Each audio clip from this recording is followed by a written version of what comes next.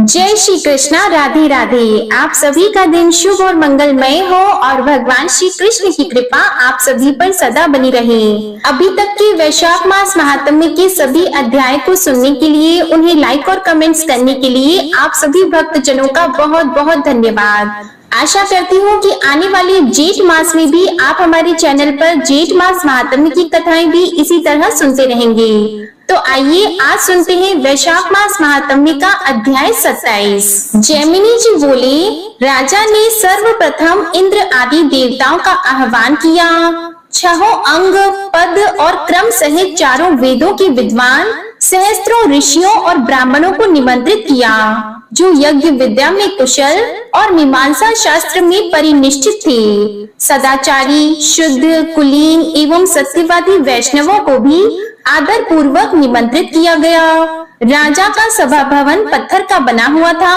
उसकी ऊंचाई बहुत थी और वह चूने से लेपा गया था। उसका विस्तार 2 कोस का था। उसमें नीचे की भूमि कहीं रत्नों से मढ़ी गई थी, कहीं सोने से, कहीं स्फटिक मणि से तथा कहीं चांदी से। उस भवन के चारों ओर सुखपूर्वक उतरने के लिए सैकड़ों सीढ़ियां बनी हुई थी। शुभ दिन और शुभ नक्षत्र में सब सभासदों की बैठक बुलाकर राजा ने सबको यथा योग्य आसन दिया। जब सब लोग यथा योग्य स्थान पर सुखपूर्वक बैठ गए, तब राजा ने अपने पुरोहित के साथ उपस्थित होकर देवताओं, ऋषियों तथा राजाओं के बीच में रत्न सिंहासन पर बैठे हुए शचीपति इंद्र का दिव्य माला, चंदन, वस्त्र और आसन आदि के द्वारा सबसे पहले पूजन किया। इसके बाद वैष्णवों की पूजा हुई। फिर नारद और पुरोहित सहित उन्होंने इंद्र से कहा, हे देवेश्वर, मैं अश्वमेध यज्ञ के द्वारा यज्ञ पुरुष भगवान श्री विष्णु का पूजन करूंगा। आप इसके लिए मुझे आज्ञा दें और जब तक सहस्त्र यज्ञ पूर्ण न हो जाए, तब तक देवताओं सहित आप इस सभा भवन में निवास करें। आपने पहले यहाँ जिन शरीरधारी नील माधव का दर्शन किया है, वे बालुका राशि में छिप गए हैं। उनके पुनः प्रकाश में आने पर आप लोगों का भी कल्याण होगा, इसलिए मेरा सारा प्रयत्न है। राजा के इस प्रकार सूचित करने पर इंद्र आदि देवताओं ने कहा, इंद्रद्युमन, तुम सचमुच महात्मा हो। तुमने इस पृथ्वी पर सत्य व्रत का पालन किया है। हमने पहले से ही तुम्हारे भविष्य कार्यक्रम को जान लिया है। तुम्हारा यह कार्य तीनों लोगों को पवित्र करने वाला है। हम इसमें तुम्हारे सहायक होंगे। तुम भक्त वत्सल भगवान विष्णु का सहस्त्र अश्वमेध यज्ञों द्वारा सुखपूर्वक पूजन करो। इसके बाद राजा ने यज्ञ के आरंभ के लिए भगवान का पूजन किया। भगवान विष्णु को सभा भवन में इष्ट देव के स्थान पर बिठाकर राजा अपनी पत्नी के साथ निश्चित लग्न की प्रतीक्षा करने लगे। स्वस्ति वाचन हो जाने पर पुण्य वाचन और आभ्युदय श्राद्ध संपन्न किया। उसके बाद सब सामग्री लेकर राजा ने ऋत्विजों का वरण किया। वरण हो जाने पर उन्होंने सपत्नीक राजा को यज्ञ की दीक्षा दी। वेदी का संस्कार करके उस पर प्रज्वलित आहवनीय अग्नि की स्थापना की गई। वह अग्नि साक्षात भगवान विष्णु का तेज है। फिर प्रोक्षण और अभिमंत्रण करके उत्तम लक्षणों वाले अश्व को छोड़ा गया। यज्ञ की दीक्षा लिए हुए राजा मौन होकर मृग चर्म पर बैठे। जब तक महायज्ञ का कार्य चलता रहा, तब तक सब मनुष्यों के लिए वहाँ 6 प्रकार के अन्न पान आदि चतुर रसोइयों द्वारा तैयार किए जाते थे। उस यज्ञ में प्रतिदिन लोगों के सम्मान और आदर में वृद्धि होती थी। साथ ही नित्य नए नए भोज्य पदार्थ एक से एक बढ़कर प्रस्तुत किए जाते थे। वहाँ सर्वत्र प्रयत्न करके लोगों का आदर सम्मान किया जाता और आग्रह पूर्वक भोजन कराया जाता था। वहाँ किसी को याचना नहीं करनी पड़ती थी। कोई भी खाली हाथ नहीं लौटता था। महाराज के महल सब मनुष्यों के लिए अपने घर के समान हो गए थे। भगवान विष्णु की प्रसन्नता के लिए किए जाने वाले उस यज्ञ में यज्ञ अनुष्ठान में कुशल तथा सदाचार विभूषित विद्वान कार्य करते थे। अगंध्या धान से लेकर अवभृत प्रचार तक सब कार्य एक एक कर और विधि के अनुसार संपन्न हुए। कोई भी मंत्र कभी स्वर और वर्ण से हीन नहीं होने पाया। विधि के विधायक महर्षि ही वहाँ यज्ञ कर्म के अधिष्ठाता थे। अतः कर्म में कहीं कोई त्रुटि नहीं होने पाती थी। वहाँ सप्त ऋषि याज्ञवल्क्य आदि मुनि जो गुण दोष का विभाग करने वाले हैं, यज्ञ के दिव्य सदस्य, यज्ञ के साक्षी और यज्ञ कर्म कराने वाले थे।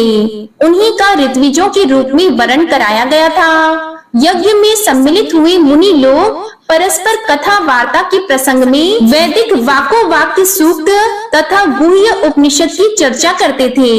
सब पापों का नाश करने वाले भगवत चरित्रों की कथा वहाँ सभा में हुआ करती थी। राजा इंद्रद्युम्न के यज्ञ में सब देवता प्रत्यक्ष होकर हविष्य ग्रहण करते थे और वह यज्ञ तीनों लोकों को प्रसन्न करने वाला था। इस प्रकार क्रमशः विधि पूर्वक चलने वाला वह अश्वमेध यज्ञ 999 की संख्या तक पहुंच गया। जब अंतिम यज्ञ होने लगा तब राजा इंद्रद्युम्न प्रतिदिन दिव्य अवस्था को प्राप्त होने लगे। सोम रस निकालने के दिन से 7 दिन के बाद जो रात्रि आई, उसके चौथे पहर में राजा इंद्रद्युम्न ने अविनाशी भगवान विष्णु का ध्यान किया। उस ध्यान में उन्होंने स्फटिक मणिमय श्वेत द्वीप को प्रत्यक्ष हुआ सा देखा। उसके चारों ओर क्षीर समुद्र लहरा रहा था। उस श्वेत द्वीप के मध्य भाग में दिव्य मणियों का बना हुआ एक उत्तम मंडप दिखाई दिया। उसके भीतर प्रकाशमान रत्न सिंहासन सुशोभित था। उस रत्न सिंहासन पर मध्य भाग में शंख चक्र गदाधारी भगवान श्री विष्णु का दर्शन हुआ। उनके श्री अंगों की कांति नील मेघ के समान श्याम थी। वे वनमाला से विभूषित थे। उनके दाहिने भाग में हिमालय के समान गौर तथा कोटि चंद्रमाओं के समान कांतिमान धरणीधर अनंत विराजमान थे, जो फण रूपी मुकुट का विस्तार करके सुंदर छत्र के आकार में बदल गए थे। उनके कानों में 2 रत्नमय कुंडल झिलमिला रहे थे। उनका स्वरूप बड़ा ही मनोहर था। शरीर पर सुंदर नील वस्त्र शोभायमान था। भगवान के वाम भाग में शुभ लक्षणों से संपन्न भगवती श्री लक्ष्मी देवी विराजमान थी।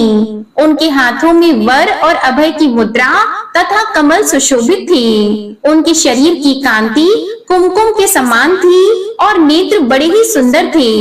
वे कमल के आसन पर विराजमान थी। भगवान के आगे ब्रह्मा जी हाथ जोड़े खड़े थे। श्री हरि के वाम भाग में नाना मणिमय सुदर्शन चक्र स्थित था। सनक आदि मुनीश्वर उन जगत गुरु भगवान विष्णु की स्तुति कर रहे थे। ध्यान में भगवान का इस प्रकार दर्शन पाकर राजा इंद्रद्युम्न को बड़ा ही हर्ष हुआ। वे गदगद वाणी से उनकी स्तुति इस प्रकार करने लगे। हे जगत आत्मन, आपको नमस्कार है। कैवल्य स्वरूप त्रिगुणातीत गुणांजन, आपको नमस्कार है। आप विशुद्ध निर्मल ज्ञान स्वरूप हैं, आपको नमस्कार है। शब्द ब्रह्मा नाम से प्रसिद्ध, आपको नमस्कार है। हे जगत स्वरूप, संसार सागर में गिरे हुए दीन दुखी मनुष्यों के दुख का विनाश करने वाले, आपको नमस्कार है। हृदय की दुर्भेद्य ग्रंथियों का भेदन करने वाले, आपको नमस्कार है। आप 14 भुवन रूपी भवन के मूल स्तंभ हैं, आपको नमस्कार है। कोटि कोटि ब्रह्मांडों की रचना करने वाले शिल्पी रूप आप भगवान चक्रपाणि को नमस्कार है। आप करुणा रूपी अमृत सिंधु को बढ़ाने वाली चंद्रमा हैं, आपको कोटि कोटि नमस्कार है। दीनों का उद्धार करने के लिए एकमात्र गुप्त दया सिंधु स्वरूप, आपको नमस्कार है। जगत को प्रकाशित करने वाले जो सूर्य आदि ज्योतिर्मय ग्रह और नक्षत्र हैं, उनकी भी ज्योति आप ही हैं, आपको नमस्कार है। आप अंतःकरण के पापों को जलाने के लिए प्रदीप्त अग्नि रूप हैं, आपको नमस्कार है। आप सबको पवित्र करने वाले हैं, पवित्र वस्तुओं में सबसे अधिक पवित्र हैं, आपको बारंबार नमस्कार है। आप सबसे अधिक भारी, सबसे महान और सबसे अधिक विस्तार युक्त हैं, आपको बार बार नमस्कार है। आप अतिशय निकट, बहुत ही दूर और अत्यंत छोटे हैं, आपको बार बार नमस्कार है। हे नारायण, आप सबसे श्रेष्ठ और परम पवित्र हैं, आपको नमस्कार है। मेरी रक्षा कीजिए। हे जगन्नाथ, हे दीन बंधु, हे प्रभु, आपको सुखदायिनी नौका के रूप में पाकर मैं भव सागर से पार हो गया हूँ। हे रमानाथ, आपका दर्शन होने से मेरे सभी क्लेश दूर हो गए हैं। आप सच्चिदानंद स्वरूप हैं। आपको प्राप्त हुए मनुष्यों के दुखों का सर्वथा नाश हो जाता है। इस प्रकार ध्यान में स्थित हुए राजा इंद्रद्युम्न ने जगदीश्वर भगवान श्री विष्णु की स्तुति करके उन्हें प्रणाम किया। फिर ध्यान के अंत में राजा को अपने आप का भान हुआ। वे सोचने लगे, यहाँ पर भगवान विष्णु कैसे स्वयं मेरे प्रत्यक्ष होंगे। इस चिंता से उनका मन व्याकुल हो उठा। उन्होंने नारद जी से सब बातें कही। तब नारद जी ने आश्वासन देते हुए कहा, राजन, अब तुम्हारा शोक समाप्त हो गया।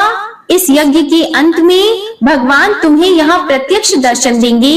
ये सब बातें दूसरे किसी के आगे प्रकाशित न करना। जैमिनी जी कहते हैं, इसके बाद राजा के अश्वमेध यज्ञ में सोम रस निकालने का उत्सव प्रारंभ हुआ।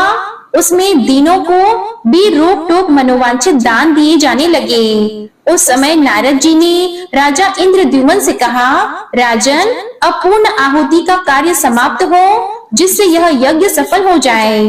पहले ध्यान में तुमने जो कुछ देखा है उसके अनुसार तुम्हारे भाग्योदय का समय पास आ गया है। श्वेत द्वीप में जिन विश्व मूर्ति अविनाशी विष्णु का तुमने दर्शन किया है, उनके शरीर से गिरा हुआ रोम वृक्ष भाव को प्राप्त हो जाता है। वह इस पृथ्वी पर स्थावर रूप में भगवान का अंश अवतार होता है। भक्त वत्सल भगवान अब उसी रूप में अवतीर्ण हो रहे हैं। तुम्हारे ही सौभाग्य से सर्व पापहारी भगवान यहाँ सब लोगों के नेत्रों के अतिथि बनेंगे। अब यज्ञांत स्नान समाप्त करके वृक्ष रूप में प्रकट हुए यज्ञेश्वर भगवान विष्णु को तुम इस महावेदी पर स्थापित करो। इस प्रकार विचार करके नारद जी और इंद्रद्युम्न दोनों प्रसन्नता पूर्वक वहां गए और उस वृक्ष को देखकर इसके रूप में साक्षात ब्रह्मा भगवान विष्णु प्रकट हो गए, ऐसा मानते हुए सब लोग बड़े प्रसन्न हुए। 4 शाखाओं से युक्त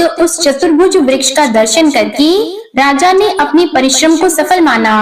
फिर नीलमणि माधव के अंतर्ध्यान होने का जो शोक था, उसे उन्होंने त्याग दिया और बार बार उस वृक्ष को प्रणाम करके नेत्रों से आनंद के आंसू बहाते हुए राजा ने ब्राह्मणों से उस वृक्ष को मंगवाया। वे लोग माला और चंदन से विभूषित विष्णु के उस दिव्य वृक्ष को महावेदी पर ले आए। नारद जी के कहने के अनुसार राजा ने उस वृक्ष का पूजन किया और पूजा समाप्त करके मुनि श्रेष्ठ नारद जी से पूछा, मुनि, भगवान विष्णु की कैसी प्रतिमाएं बनेंगी और उन्हें कौन बनाएगा? नारद जी ने उत्तर दिया, राजन, भगवान की लीला सब लोगों से परे है, उसे कौन जान सकता है। इस प्रकार बातचीत हो ही रही थी कि ऊपर से आकाशवाणी सुनाई दी। भगवान विष्णु अत्यंत गुप्त रखी हुई महावेदी पर स्वयं अवतीर्ण होंगे। 15 दिनों तक इसे ढक दिया जाए। हाथ में हथियार लेकर उपस्थित हुआ जो यह बूढ़ा बढ़ई है, इसे भीतर प्रवेश कराकर सब लोग यत्न पूर्वक दरवाजा बंद कर लें। जब तक मूर्तियों की रचना हो तब तक बाहर बाजे बजते रहें, क्योंकि रचना का शब्द कान में पड़ने पर वह बहरा बना देने वाला है। कोई भी भीतर प्रवेश न करे और न कभी देखने की चेष्टा करे, क्योंकि वहाँ काम करने वाले के अलावा जो भी देखेगा उसके दोनों नेत्र अंधे हो जाएंगे। इसके बाद जो कुछ भी आकाशवाणी ने कहा, इसका वर्णन आप अगले अध्याय में सुनेंगे। अब आप सुनिए विष्णु चालीसा का पाठ। विष्णु सुनिए विनय सेवक की चित लाए, कीरत कुछ वर्णन करो दीजिए ज्ञान बताए। नमो विष्णु भगवान करारी, कष्ट नशावन अखिल बिहारी। प्रबल जगत में शक्ति तुम्हारी, त्रिभुवन फैल रही उजियारी। सुंदर रूप मनोहर सूरत, सरल स्वभाव मोहनी मूरत। तन पर पीतांबर अति सोहत, बैजंती माला मन मोहत। शंख चक्र कर गदा विराजे, देखत दैत्य असुर दल भाजे। सत्य धर्म मद लोभन गाजे, काम क्रोध मद लोभ न छाजी। संत भक्त सज्जन मन रंजन, दनुज असुर दुष्टन दल गंजन। सुख उपजाय कष्ट सब भंजन, दोष मिटाय करत जन सज्जन। पाप काट भव सिंधु उतारण, कष्ट नाश कर भक्त उबारण। करत अनेक रूप प्रभु धारण, केवल आप भक्ति के कारण। धरणी धेनु बन तुम ही पुकारा, तब तुम रूप राम का धारा। भार उतार असुर दल मारा, रावण आदित्य को संहारा।